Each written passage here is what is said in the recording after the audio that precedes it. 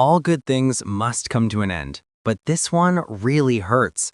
After 2 seasons, Netflix has decided to cancel The Ultimatum Queer Love. The spin-off of The Ultimatum, Marry or Move On, utilized the same premise as the original, putting the focus on the LGBTQ+ community. Hosted by Joanna Garcia Swisher, the social experiment forced couples on the verge of marriage to decide, after 8 weeks, whether to get married or split forever. The second season, which debuted in June 2025, marks the end of an era. While the show was messy by nature, like many other dating shows on the streamer, the cancellation begins a further conversation about the string of LGBTQ+ media that has been on the chopping block. With visibility crucial for the queer community, a simple entertainment business decision may have further implications for the shows that could be made in the future. The Ultimatum Queer Love was a new take on the same story. The Ultimatum Queer Love featured queer women and non-binary individuals, unlike the original, which focused on cis and heterosexual men and women. Due to the show's format, a spin-off was necessary, but the mission remained the same. 5 or 6 couples were brought together as they were forced to approach their relationship head-on.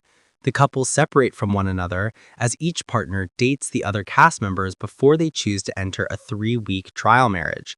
Then they are reunited with their original partner to resolve the ultimatum: marry their partner, return to their trial spouse, or walk away alone. Let's be clear, The Ultimatum Queer Love wasn't a perfect show by any means. In fact, that was the beauty of it. There was something enticing about how messy things would get, but it wasn't anything unfamiliar to other dating shows. That's why The Ultimatum Queer Love was important. Yes, it specifically showcased a marginalized community, but also served as a reminder that love is love, regardless of one's sexuality, race, or gender. There was so much hope and promise for The Ultimatum Queer Love of where it could go. There was always room to expand and explore the same format with queer men and non-binary people. Now that's not a possibility. So what's the reason behind Netflix's axing of queer content? Its presence gave the queer community hope. Maybe we didn't want to find ourselves in a relationship like some of the contestants, but it was a window into conversations that queer individuals face. Netflix canceling The Ultimatum Queer Love feels like a step back. It's been a rough week for television shows that celebrate visibility.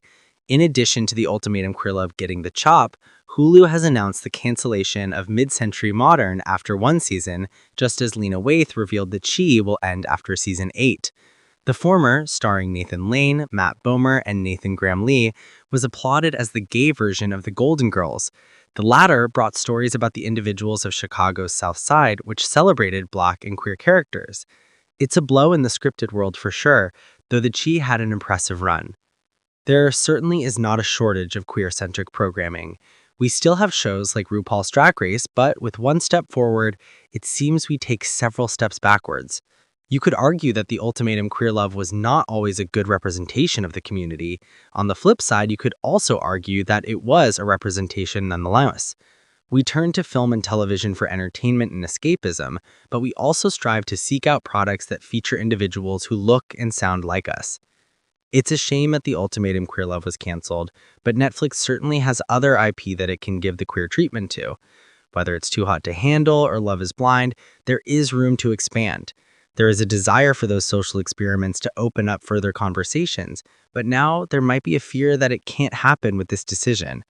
Let's hope that isn't the case.